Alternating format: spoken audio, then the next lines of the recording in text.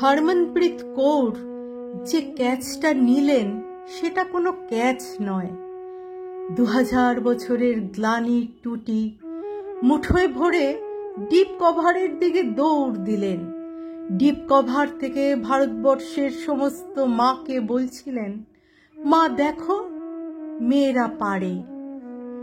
মা, তোমাকে একদিন ক্রিকেট মাঠ থেকে তাড়িয়ে দিয়ে পাড়ার ছেলেরা বলেছিল, যা উঠোনে বসে পুতুল খেল।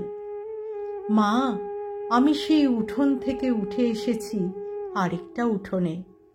মধ্যরাতে ঘরে ঘরে 60 কোটি চোখ তাকিয়ে আছে যে উঠোনের দিকে, সেই নবী মুম্বাইয়ের ভরা স্টেডিয়াম থেকে বলছি, মেয়েরা পারে। 3 স্পিনার, রাধা যাদব, দীপ্তি শর্মা, শ্রীচরণী, কই তাদের কানের দুল? কোথায় গেল লিপস্টিক? যে কানের দুল দেখে রবি শাস্ত্রীরা কমেন্ট্রি বক্স থেকে মেয়েদের চিনে নিতেন, কে ভালো, কে আরো ভালো। দরদর করে ঘামছে মেয়েগুলো, দৌড়চ্ছে বাউন্ডারির দিকে, ছুটন্ত বলের দিকে, বল নয়, নিজের দুরন্ত আত্মার দিকে। ঘামে ভেজা মেয়েদের মুখ যে এত সুন্দর হতে পারে সে আমি কখনো ভাবিনি। আমি ভেবেছিলাম রাধা শুধু যমুনাতে জল আনতে যায়।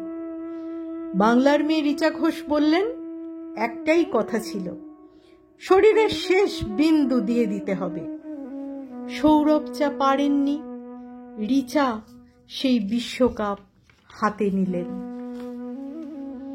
22 রাত না ঘুমিয়ে যে মেয়েটা মাঠে নেমেছিল, সে আরো 22 রাত জাগতে পারবে। স্বপ্ন কাকে বলে? যা আমরা ঘুমিয়ে দেখি? না না না, স্বপ্ন তাকেই বলে যা আজীবন ঘুমোতে দেয় না।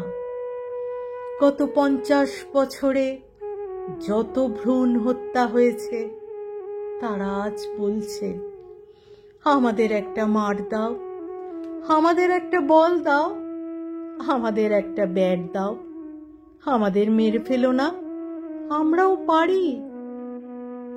ঘরে ঘরে, পাড়ায় পাড়ায়, রাস্তায় রাস্তায়, মেট্রো রেলে, এরোপ্লেনে, ভাবা অ্যাটমিকে, নাসায়, বুকার প্রাইজে, ক্ষেপণাস্ত্রে প্রতিটি নক্ষত্র জয়ে প্রতিটা কন্যা ভ্রূণ উঠে দাঁড়িয়ে বলছে। কি বলছে? মেয়েরা কি বলছে? মেয়েরা বলছে, আমাদের একটা মাঠ দাও, আমাদের একটা বল দাও, আমাদের একটা ব্যাট দাও।